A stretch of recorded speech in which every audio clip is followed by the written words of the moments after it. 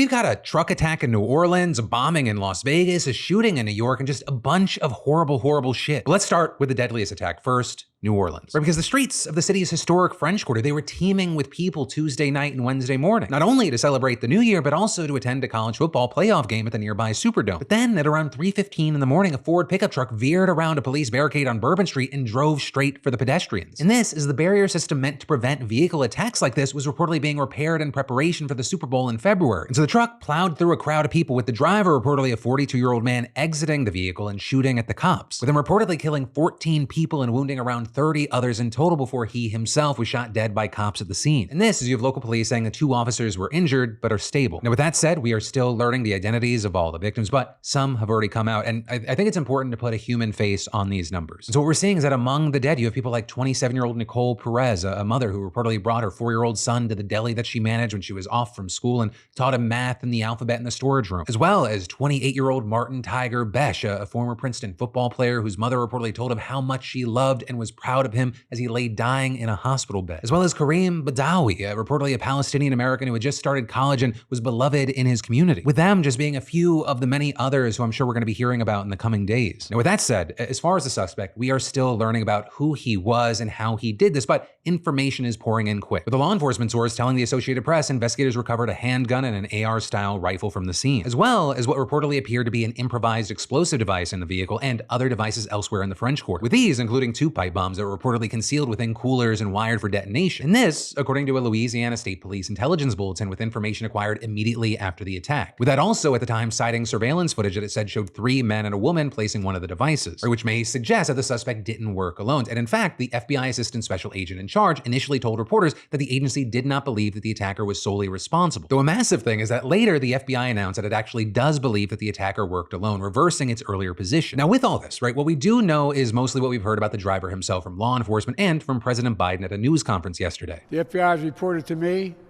the killer was an American citizen, born in Texas. He served in the United States Army on active duty for many years. He also served in the Army Reserve until a few years ago. The FBI also reported to me that mere hours before the attack, he posted videos on social media indicating that he was inspired by ISIS, expressing a desire to kill. With Biden there then adding that the man reportedly had an Islamic State flag flying on the truck's trailer hitch. Also, as far as his military background, it's been reported that he joined back in 2007, worked in human resources and information technology, and deployed to Afghanistan from 2009 to 2010, with him then reportedly leaving the Army Reserve in 2020, having reached the rank of staff sergeant. Right, and as far as those details, that he was a native-born citizen and an Army veteran, those are important details because you have many out there that have speculated that he was an illegal immigrant, with the bulk of that claim appearing to stem from a false Fox News report that the man crossed over from Mexico into Texas 2 days before the attack, which then appeared to get picked up by Donald Trump just minutes after, with him writing on Truth Social. When I said that the criminals coming in are far worse than the criminals we have in our country, that statement was constantly refuted by Democrats and the fake news media, but it turned out to be true. With this, as Vice President-elect J.D. Vance also screenshotted that post and shared it on X. With this then just continuing to spread thanks to many, including Marjorie Taylor Greene. But then, soon afterward, other outlets reported that there's no evidence tying the driver who crossed the border to the attack or the attacker, which then led to Fox News correcting its earlier reporting. Our sources now tell Fox that truck from Eagle Pass, Texas, did not cross 2 days ago. It crossed on November 16th, and the identification of the driver that crossed the border does not appear to be the shooter. Right, and this, as others have noted, that Trump, nor Vance, nor Greene have taken down their respective posts about the attacker being an immigrant so far. Now, with that said, as far as why the truck would have had 2 seemingly unrelated drivers, it may have something to do with Turo. Because for those who don't know, Turo is an app that's kind of like Airbnb, except you rent vehicles from private owners. And reportedly, that's how the attacker obtained the truck used in New Orleans, with law enforcement and Turo itself revealing that the app was used not only for that attack, but also the one in Las Vegas later on Wednesday. Right, and with that one, you had a Tesla CyberTruck pulling up outside the lobby entrance of the Trump International Hotel and reportedly idling for 15 seconds before exploding. With it first being reported that the blast killed the driver inside, though police today saying it now appears like he might have taken his own life just before the blast. But regardless, 7 other people were wounded, though their injuries are reportedly minor. Which on that note, Elon Musk was quick to credit Tesla for. Writing on X, the evil knuckleheads picked the wrong vehicle for a terrorist attack. CyberTruck actually contained the explosion and directed the blast upwards. With us also seeing the Clark County, Las Vegas Metropolitan Police Sheriff confirming that there were gasoline canisters and large firework mortars in the truck's bed. We also saw them adding here that they had found no link to ISIS or any other terrorist organization, with the FBI's acting special agent in charge of the investigation telling reporters,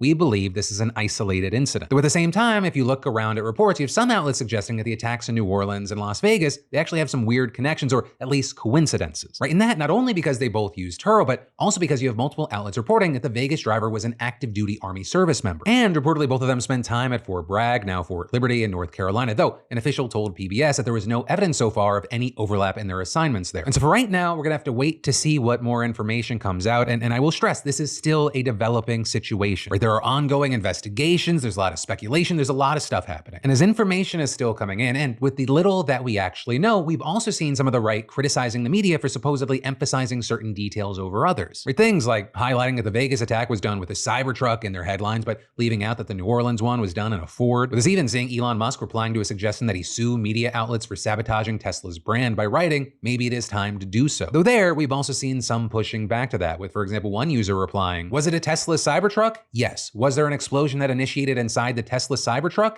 Yes. Does the story falsely state that some defect in the vehicle was the cause? No, it does not. There's no lawsuit there, dude, come on." But then others also arguing that since the explosion occurred at a Trump hotel and Musk is one of Trump's closest allies, the fact that it was a Cybertruck is relevant. Though that by no means is the only criticism that we've seen in the wake of yesterday. Right? Many Republicans have also accused Democrats and the media of refusing to call these attacks terrorism. Though there, the New Orleans attack is widely being labeled as terror by right and left alike, and the Vegas attack is under investigation as possible terrorism, with the FBI special agent in charge even telling reporters on Wednesday, "I know everybody's interested in that word and trying to see if we can say, hey, this is a terrorist attack.